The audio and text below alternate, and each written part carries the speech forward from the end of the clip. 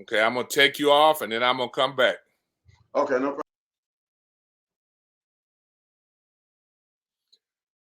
Ladies and gentlemen, we're here for another exciting episode in the Claflin Athletic Show. We do it each and every week, so we keep you updated on what's going on in Claflin athletics.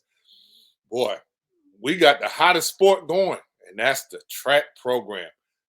Coach Malcolm Watts, he did an excellent job on the first time on the show. If it wasn't for Tony O'Neill, he'd have the most watched show that we've had. Without further ado, I'm going to bring the winning coach, the track program, to the stage. How are you, Coach Watts? Hi, good morning. How are you? Man, I'm always good. I'm looking for you to give the answers. You just had the first track meet in 12 years in Orangeburg, and I hear that the Claflin Track program turned some heads. Tell us what happened. Oh yeah, we're doing. Some of the kids they're doing a good job of performing. You know, when they step on the track, as always. When we're on the track, it's our goal to go out and compete to the best of our ability. And you know, sometimes, like I tell the student athletes, you know, sometimes your worst day is an opportunity for somebody else to have a good day. So we make sure we prepare for those things. And how do you prepare for them, Coach? Just consistently training, consistently understanding what is the goal that we have in front of us and what we're trying to accomplish. When they understand that and they understand the reason and the whys of their doing, then they understand what's the expectation and what performance is great and what performance is good. Okay, well, I need you to share some of the achievements that you had this past weekend. I understand you really did well. Tell us a little bit about the track meet that was hosted by South Carolina State and the quality of the competition that was there, and some of your performers, some of your student athletes really did good. I don't want to take your thunder. I'm gonna let you brag a little bit on what they did, and I know they can do better, but tell us what they've done. Yeah, our goal is always to do better. We want to be, you know, when we come to practice every Monday, we go over some things, and I tell the student, listen, our goal next week is to be better than we were last week. Last week performance are already on the books, so our goal is always to top that. But we had some great personal records from some students, especially in the middle distance area. We had, you know, I can't call everyone name, but I know we had personal best from Reginald Gore, which is in the 1500. We have personal best from Ivan Taylor. We had another personal best from Madison McDonald's. Another personal best, Jacoby Morgan set in the high jump. Another personal best from Zion Murray in the 1500. We're working. We're working, and the evidence shows on the track when we step out there. I mean, we had some nicks and knacks with some injuries, but we'll bounce back from that. Okay, tell us about some of the teams that participated and about the development of the track meet over at South Carolina State. And we know that Orangeburg has been a long time since they've had a track meet there. Tell us some more about that. Yeah, it was great. I mean, you know, we practice on that track, so our kids they felt like they was at home and they felt comfortable of being at home and performing for the fans. We had a lot of students came over to watch the meet and support us. So the support from the Claflin University students and staff was great. But they had some pretty good schools there. We had South Carolina State, of course, they're the home team. We had Bethune-Cookman came up from Florida. We had Voorhees. We had Benedict out there. They have a pretty good team. Allen University. And Charleston, University of Charleston. So we did have some pretty good schools there. Okay, yeah, but BCU had a former track coach at Claflin that brought his team up, huh? Yeah, he brought his team up, you know, so it was great. You know, we get to compete against those Division I schools, and I think some of the kids, they thrive on that because they want to, you know, show that they not only can compete on Division II level, but they can also compete on the high level. Okay, tell us what it meant for you to finally have that track meet in front of your home fans. Well, track and field, we always on the road. So for the student, it was great. They get a chance. Parents get a chance to come down to the school and see their kids perform, and they get a chance to bring some of their friends out from Claflin. They can come right on over and get a chance to see our team compete at home. We don't get this opportunity a lot, so it was great that they can take advantage of it.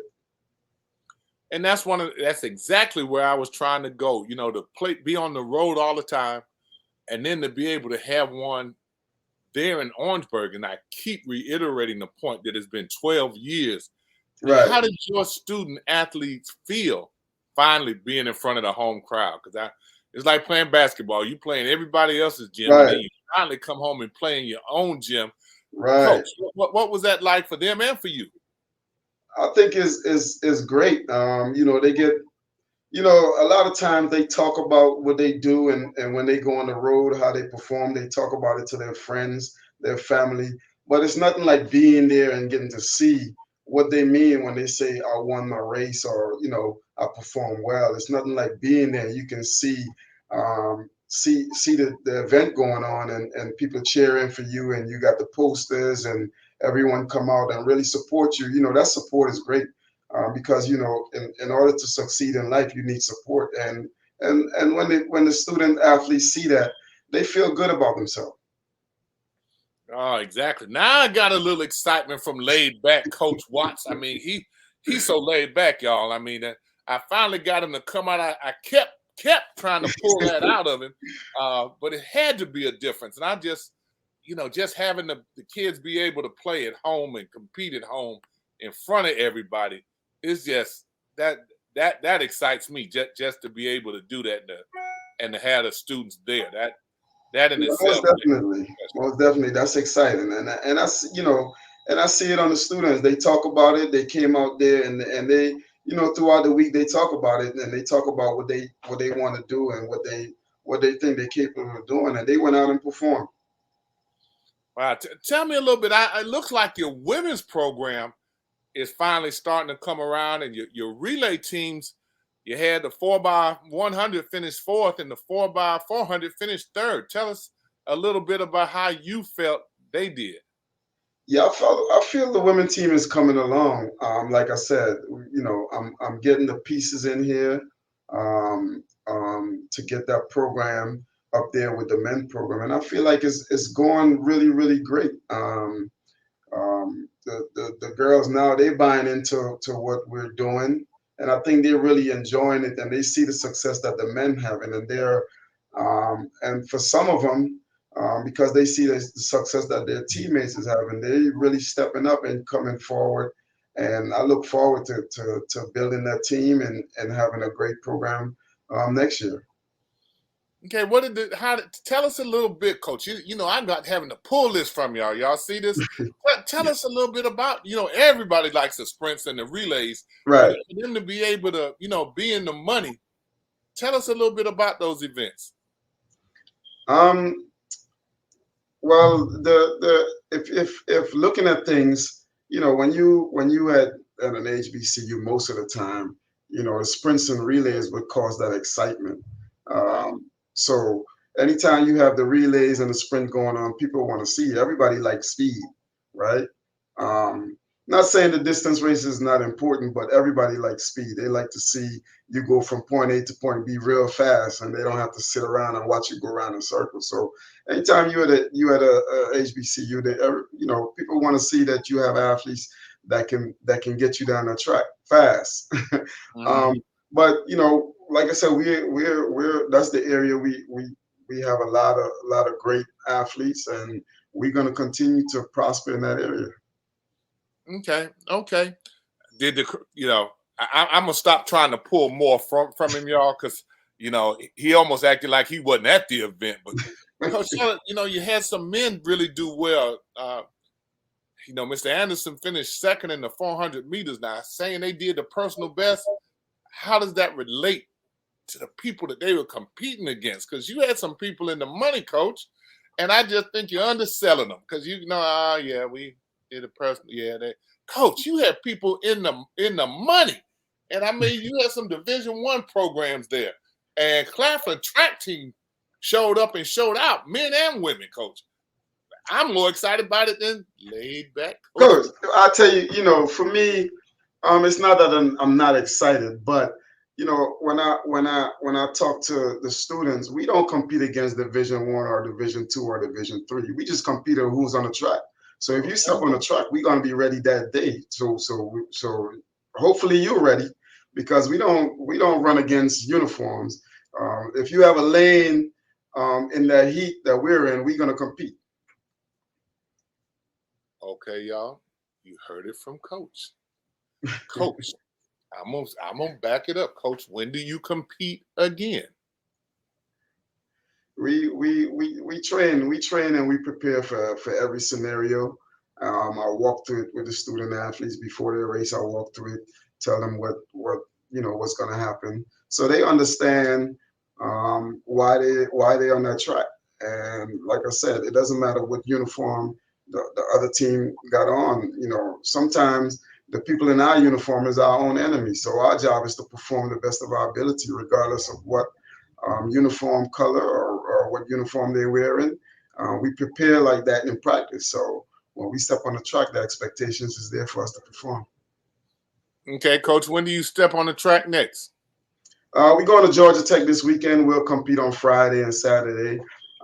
That's an ACC school, so we expect to compete against a lot of Division I. And we expect, when we go out there, we should have some better performance than we did last week, because our goal is always to be better than we were the week before. Okay, and tell us about the schedule that you prepared and how it gets you ready for the CIAA track meet at the end of the year. Well, looking at a lot of the meets that we compete at, when we go to the CIAA, it should be no different. We should, according to my calculation, we should be on top of the podium. So we're going to prepare ourselves in order to get to the top of the podium. So a lot of our meets that we compete in with a lot of Division I schools. So the CIAA is no different. People bring out the best of us when we go to the CIs because of the competition, and everybody know the end goal is that championship trophy. So they're going to bring out the best in us, and we're going to bring out the best in them, and hopefully our best is better than their best that day. Okay, when is the CIAA meet and where will it be held? The CIAA is going to be down in Durham. It's going to be at the Durham Athletic Field, and that's going to be on the 3rd and the 4th, which is Friday and Saturday of May.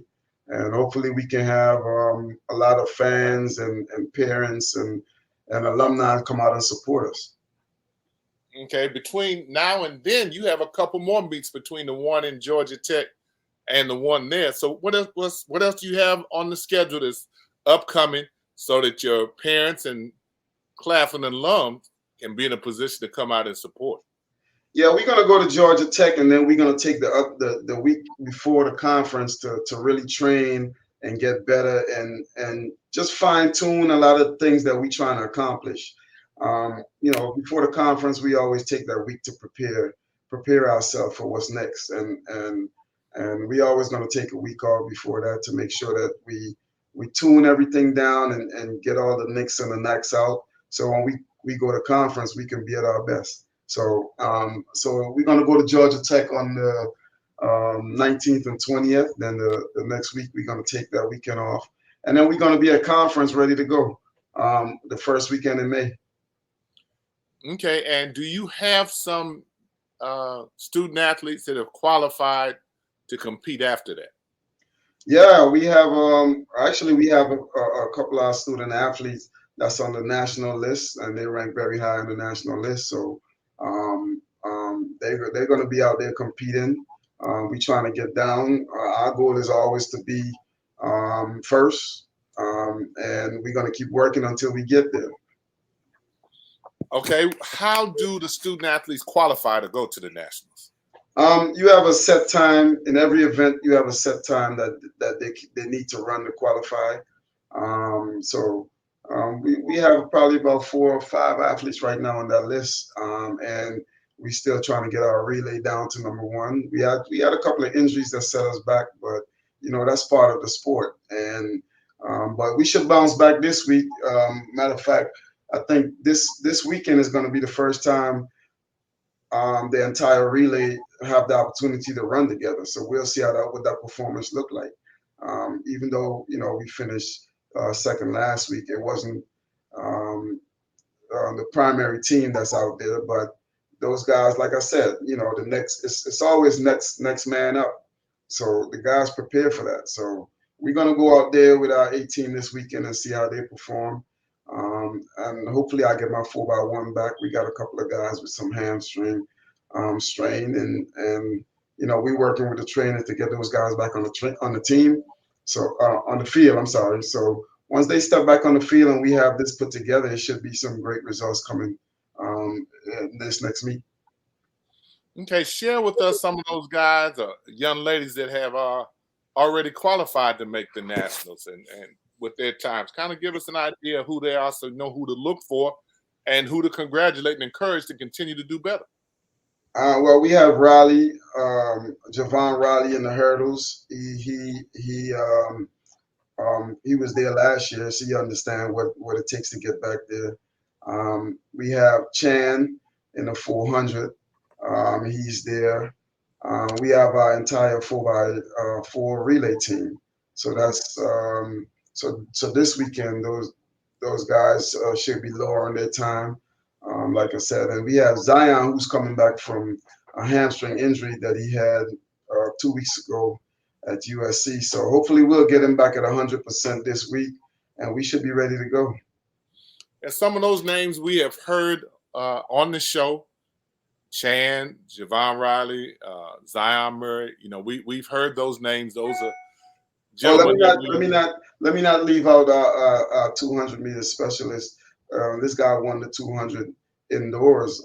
Jonathan Flemister, he's on that list too, and he's on the relay as well. So, okay, that's good. That's exactly what we want to do on this show, is to highlight some of the successes of your student athletes. Nothing sells your program better than their individual success, Coach. Nothing. That's so right. we thank you for being able to share that with us and let us know. Now, as you look at the week off, see, in other sports, people look at it differently with it. What exactly does that mean? You mean you're not competing, but it doesn't mean that they have it off by no means. What do you do during that time preparing to get them ready? What are some of the things that you do, Coach? We go through, the conference. You run in a specific event, and you're trying to be at your best on that day. So we go through everything. We walk through everything, just based on where you see it in the conference, looking at where you need to be during the trials for that event, where you need to be in the finals in order for us to maximize the amount of points we can score. With track and field, when you go to the meet, to any invitational, it's not about scoring points, it's about positioning. But in the conference, it's a little different. It's about positioning and scoring points. So we have to make sure that the student understand that. So for me, it's just making sure all these athletes understand their position and the points and what's important. So we go through all of that. We make sure that I let them know and understand that part of the business, and so they're able to perform on their best of their ability. Okay, some of the conference programs have football, so Right. that allows them to be able to get some of those athletes for the field events. Oh, what do you do man. to kind of compensate for that? Because that looks like Listen, talking about that, yeah, that's my goal is to get some throwers, but it's a lot of times it's difficult because the throwers are the big guys, right? right. So we don't have football. So for us, I have to actually have some of the athletes, spread their wings in different events. It might be uncomfortable for them, but sometimes that's what give us that edge. So looking at some of the guys, we spread them out a little thin, and they understand that. They understand that our backs is against the wall, but they know that they're prepared for it. They prepare for it. They prepare to run multiple rounds, and that's how we make up for our shortcoming. Okay, so I mean, it's just hard to be able to compensate, because I'm sure strategically coaches try to put more and more individuals in those field events so that they can compensate for points they might not get on the track portion. Right.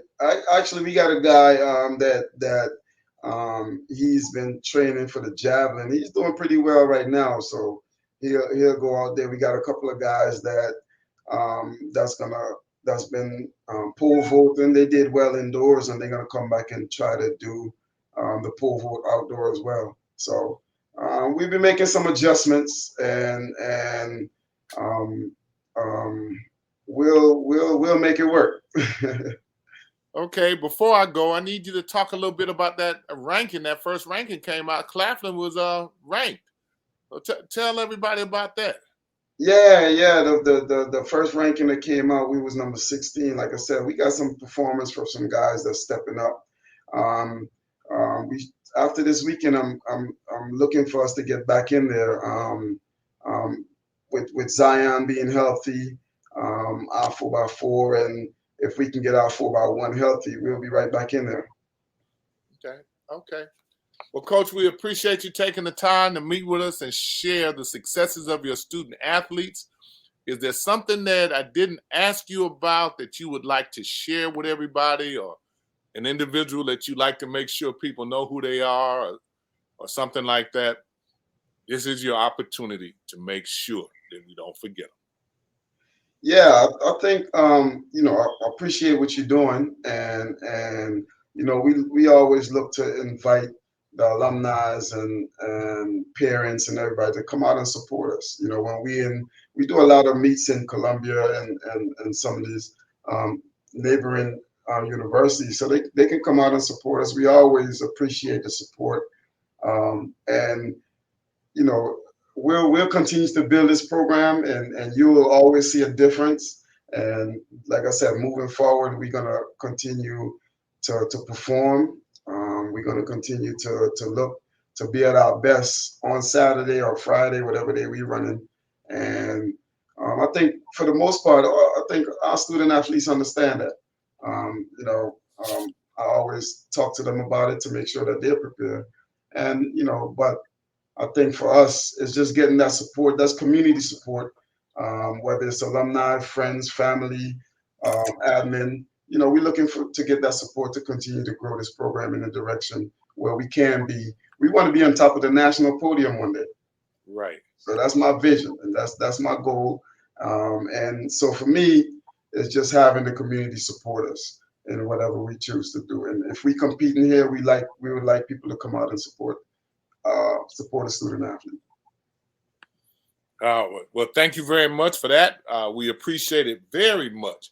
We wish you continued success at the helm of the Claflin University track and country and cross country programs. Coach, we wish you continued success and hope that you continue to hunt. Well, everything that you do, we want to thank you. And I'll tell you what, I have some great people in-house that's very supportive, and I appreciate them. All the admin and that I work with, I really appreciate everything that they do too. So, Coach, thank you very much, and you're welcome. All right, thank you. Have a good one. Thank you. You too, sir. All right.